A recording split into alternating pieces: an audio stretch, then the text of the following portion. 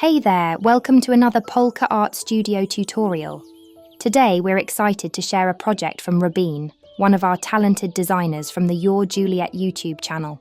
She's come up with an awesome idea using a simple element, specimen cards. Rabine made a super cool box that holds several specimen slides, and she even added a magnifying glass for a fun touch.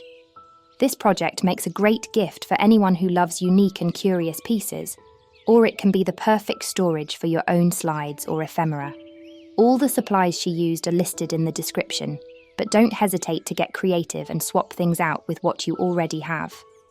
This is all about inspiration, so feel free to make it your own and customize it however you like.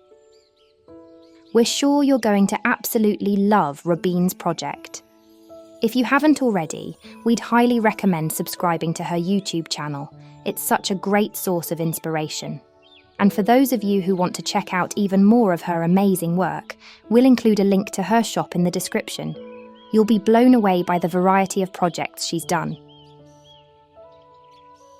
And now, we'll leave you in Rabine's more than capable hands.